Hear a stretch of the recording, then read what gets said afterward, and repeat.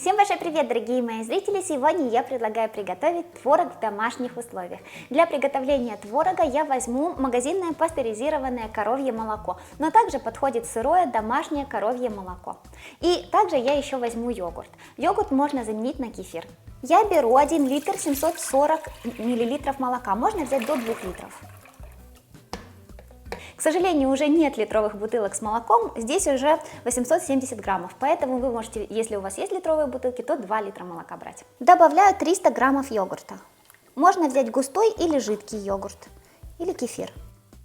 Перемешиваем молоко с йогуртом. Так как творог это кисломолочный продукт, то нам нужно добавить как раз молочную кислоту, которая содержится в йогурте, в кефире, для того, чтобы у нас молоко скисло и чтобы получился творог.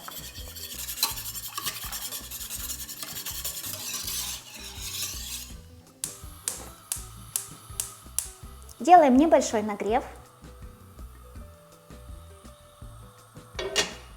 Нагреваем молоко с йогуртом до теплого состояния, приблизительно до температуры тела, до 40 градусов. И тогда снимаем его с огня и оставляем при комнатной температуре на 8 часов, чтобы оно заквасилось. Молоко с йогуртом прогрелись до теплого состояния, накрываю крышкой теперь и оставляю в теплом месте на 8 часов, чтобы молоко заквасилось. У меня молоко простояло при комнатной температуре целую ночь, и теперь давайте посмотрим, что с ним произошло.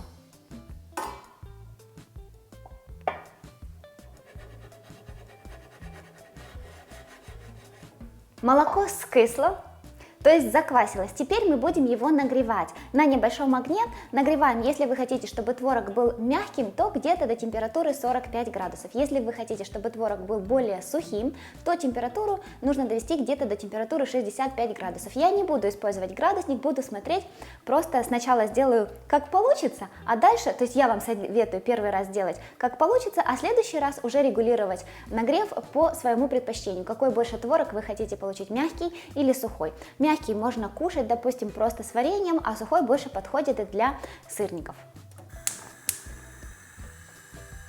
Посмотрите, какое получается оно. Я начинаю нагревать, и можно вот так ложкой помогать, чтобы сыворотка равномерно везде прогревалась, и комочки творога лучше формировались. Посмотрите, уже сформировалась желтая сыворотка. Я аккуратно вот так вот делаю, чтобы более равномерно все прогревалось. И уже есть хлопья творога, как вы видите. 45 градусов, если вы опустите палец, то вам уже будет достаточно горячо. Я прогрею больше, мне интересно. Тем временем подготавливаем миску, куда будет стекать сыворотка, дуршлаг и бавовняный рушничок, або льняное полотенечко или несколько слоев марли.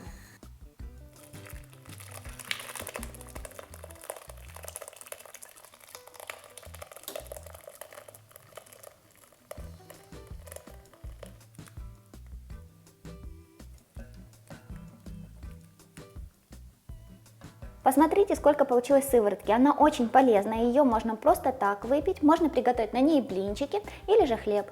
Теперь собираем.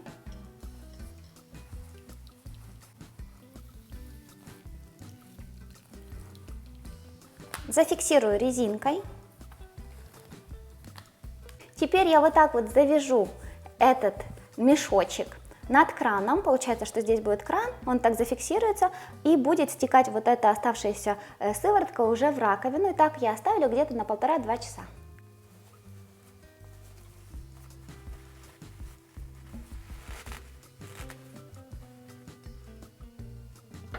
Также можно сделать что-то вот типа такой конструкции и использовать кастрюлю.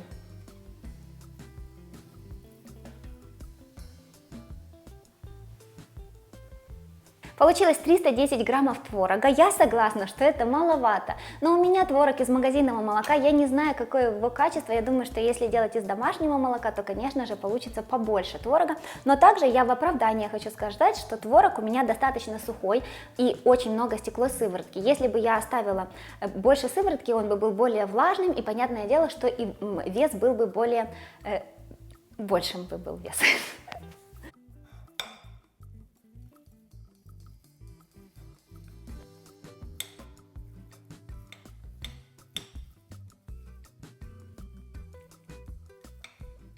У меня получился творог идеальный для сырников, он сухой и такой плотненький. Пробуем.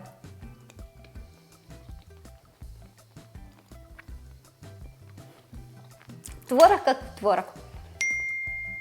Вкусный, совсем не кислый получился, плотненький, сухой, идеальный для того, чтобы сделать из него сырники. Чем выше температура, тем более плотный у вас будет творог, и чем больше сыворотки стечет. Чем меньше температура и больше сыворотки вы оставите, тем более он у вас будет такой, знаете, мягкий, нежный, ну вот идеальный для того, чтобы его кушать с вареньем, фруктами. Вот такая вот история. Я надеюсь, что вам пригодится этот рецепт. Можно сделать, если нет в продаже творога, но в принципе, если творог есть в продаже, то мне кажется, что дешевле купить творог магазинный. Я же с вами прощаюсь, всем пока, до новых вкусных рецептов.